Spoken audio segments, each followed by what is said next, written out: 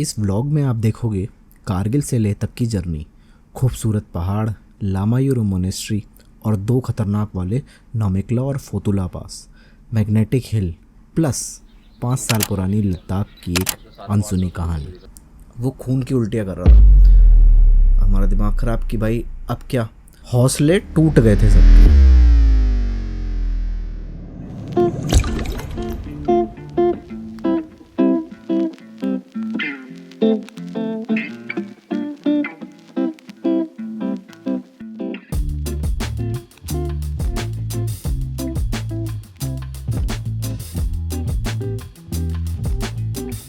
इस बार कहानी की शुरुआत होती है कारगिल से।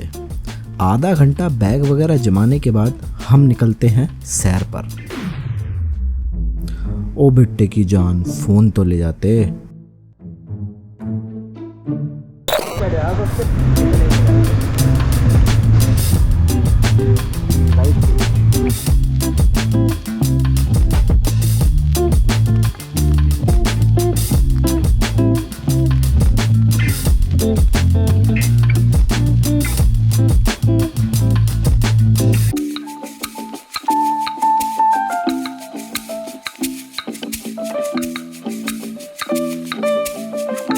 यहाँ पे हम रुके हैं, खाना खाएंगे। पंजाबी ढाबा सही लग।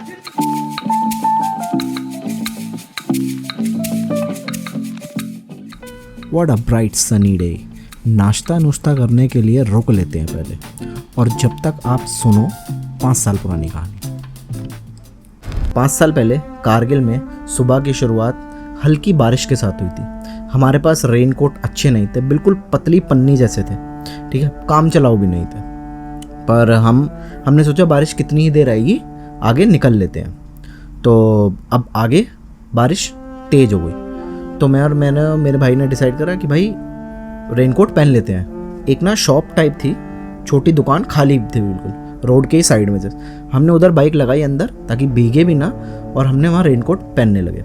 अब इसी बीच जो हमारे दोस्त थे वो लोग हमसे आगे निकल गए। उन्हें लगा हम लोग आगे हैं, और जिसमें से 2 बाइक यानी 4 लोग आगे निकल गए, और दिक्कतें यहीं से शुरू हो गई। 4 हमारे नज़दीक थे पर 2 आगे चले गए थे, और हमारे बीच कोई कम्युनिकेशन था ही नहीं।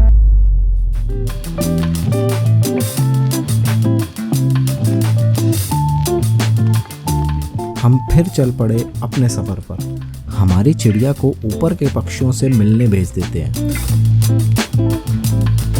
चलो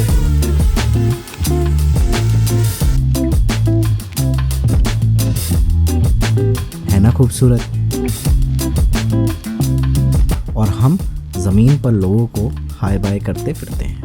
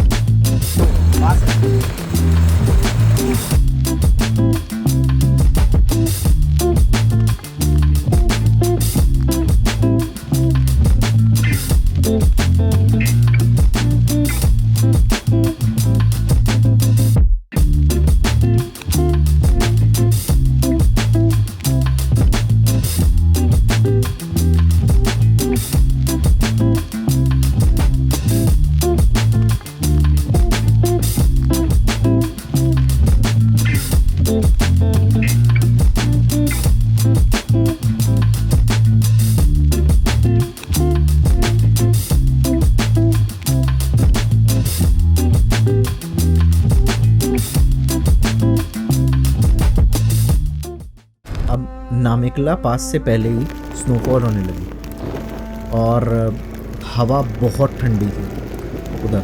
अब हमारा क्या हुआ कि जो रेनकोट थे वो हवा की वजह से फट गए थे, तो ठंडी हवा डायरेक्ट हमारे नी पे, जॉइंट्स पे, पेन पे, हाथ पे लगने लगी, और बहुत ज़्यादा पेन करने लगा। तो हमने क्या करा कि भाई पन्नी हमने हाथ में पहनी, उसके ऊपर हमने सर्जिकल ग्लव्स पहने। सर्जिकल ग्लव्स के साथ हमने उसके ऊपर फिर अपने सर्दी वाले ग्लव्स पहने, पर हमारी ठंड बिल्कुल भी नहीं हुई। मतलब टेम्परेचर हद नीचे, बहुत ज़्यादा ठंडी, बहुत लो टेम्परेचर हो गया था उधर। हेलमेट का शीशा हम नीचे भी नहीं कर सकते थे, क्योंकि फॉग जमने लगी थी सर्दी के कारण, तो उसको भी खोल के चलाना था। सामने आपको स्नोफॉल पड़ रही है, आंखों पे ठंडी हवा पड़ रही है। तो हमने जैसे तैसे करके ये पास हमने पार करा, पर दिक्कतें इसके बाद और ज़्यादा होने लगी।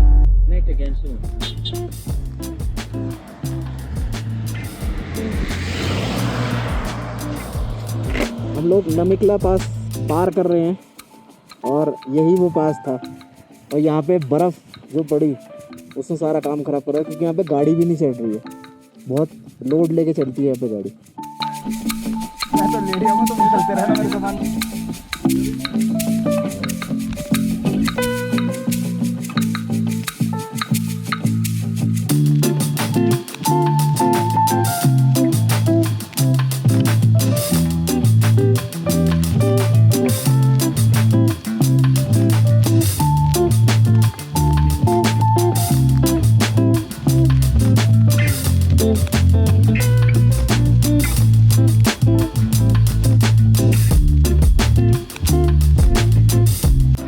5 साल लग गए इस पास को कॉन्कर करने में, और आज ले से पहुंच गए हैं इसी पे 12,198 फीट पे। हाँ, इसने हमारी हालत ख़राब करी थी। स्टार्टिंग इसने करी थी और फतूला ने करी थी। फतूला पे भी मिलेंगे हम इस बार। और ले वी आर कमिंग। नमिकला पे आपने देखा, यहाँ पे थोड़ा सा दिमाग आपका स्लो हो जाता है, मतलब आपकी प्रोसेसिंग की जो टाइम होता है दिमाग का वो थोड़ा बढ़ जाता है।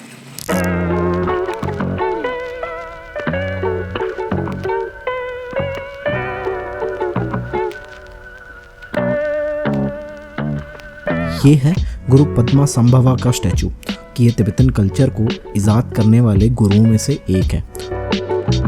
यहाँ पर बारिश फिर से आने लगी तो हम भी फुल तैयार थे इस बार। रेनकोट डाला चुटकी में और तैयार।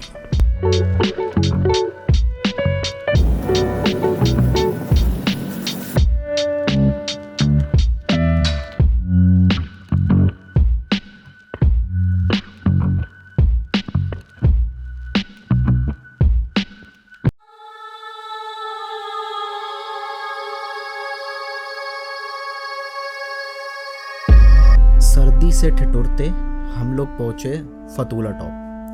फतूला टॉप पर एक हमारे दोस्त को काफ़ी तेज़ सर दर्द होने लगा। उसने तुरंत वहाँ पे टॉप पर बाइक छोड़ दी, कहता मैं नहीं चला सकता। मैंने बाइक ली और एक पल को दिमाग में आया कि वहाँ पे हट बनी हुई थी टॉप पर, पास पर। हम वहाँ रुक जाते हैं, बट वो सबसे बड़ा गलत डिसीज़न होता, क्योंकि टॉप पर सबसे ज़्यादा बर्फ़ पड़ती है, और सबसे ज़्यादा बर्फ़ का मतलब वहाँ पर रोड बंद हो जाना, और वहाँ तो कोई बचाने भी नहीं आएगा। मतलब वो तो मरने वाला ही सौदा था। डिसाइड किया हम नीचे उतरते हैं, और नीचे उतर के एक आईटीबीपी वालों का घर पड़ा, मिलिट्री वालों का। तो वहाँ में हमने तुरंत बिल्कुल गीले हमने बाइक लगाई और उस पर उतर कर हम उनके घर सीधा घुस गए। उन्होंने हमारे लिए बुखारी वगैरह जलाई, तो हमने टेम्परेचर अपना नॉर्मल करा। हम आधा घंटा वहाँ पर कपड़े वगैरह सुखाए और नॉर्मल हुए हम। अब हमें डिसाइड करना था आगे क्या करें। ये है फतूला टॉप, जो कि है अप्रोक्स 13,479 फीट पे। बहुत ऊंचा है, और यहाँ पे हमारा सर इस वक्त घूम रहा है। ज़्यादा देर नहीं रुक सकते हम, थोड़ी देर ही रुकेंगे। डॉगी देखो,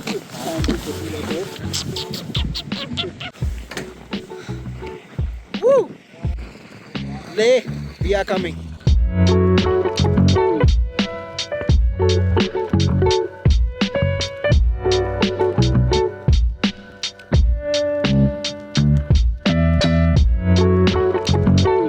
फतूला टॉप के किस्से को याद करते करते हम पहुंच गए लामायुरु, जिसे मूनलैंड भी कहा जाता है।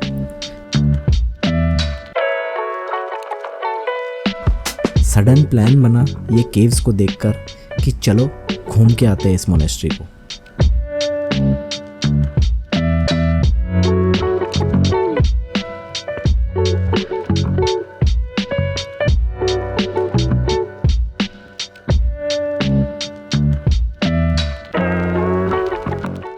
हमने डिसाइड करा कि यहाँ से भी आगे चलते हैं। अब आगे लामायुरु गांव पड़ना था, और हमने सोचा कि वहाँ पे हम रुकेंगे और आज हम वहीं स्टे करते हैं, क्योंकि हालत काफ़ी ज़्यादा ख़राब होने लगी थी। हम हद मारकर 100 किलोमीटर तक आए होंगे कारगिल से। तो हमने लमायूरू पहुँचे। लमायूरू पहुँच के हमने होम स्टे लिया। हम जाकर हमने बैग वैग रखा और देखा तो हमारे दोस्त जिसके सर दर्द हुआ था टॉप पर, वो खून की उल्टियाँ कर रहा था।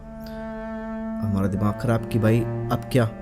तो हम नीचे उतरे और रोड पर एक तो बारिश की वजह से सबकी सब दुकानें बंद। लमेरू गांव में कुछ बहुत छोटा सा गांव है, वहाँ कुछ भी नहीं था, ना मेडिकल स्टोर था ना कोई भी दुकानें खुली हुई थी। ट्रैवलर जा रहा था, एक ट्रैवलर को हमने रोका और उससे पूछा कि भाई आपके पास कोई दवाई होगी, ऐसा ऐसा हमारे दोस्त के साथ हो रहा है। तो उन्होंने एक दवाई दे दी और बोला कि एक रम खरीद लो।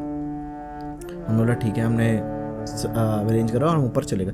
हमने दवाई दी बट उसका कुछ खास असर नहीं हुआ, क्योंकि उसने उस रात कम से कम 20 से 30 बार वॉमिट करी होगी। हमारी हालत ख़राब। मेरा भाई जिसने पूरी ट्रिप प्लान करी थी वो तक कहता कि भाई मेरी बाइक एक टेम्पो में बिठा के पहुँचवा दो, मैं तो फ्लाइट से घर जाऊँगा। अब इतनी दूर ये तो देखने आए नहीं थे हम। हौसले टूट गए थे सबके।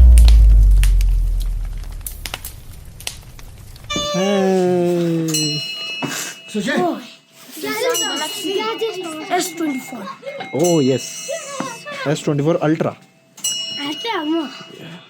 अभी हमें अंग्रेज मिले, वो थे साउथ अफ्रीका के। अब हमें कहते कि तुमने हमें हरा दिया। यह है गुरुद्वारा पत्थर साहिब। हम पहुंच गए यहाँ पे। यहाँ की कहानी कहती है कि जब गुरु नानक देव जी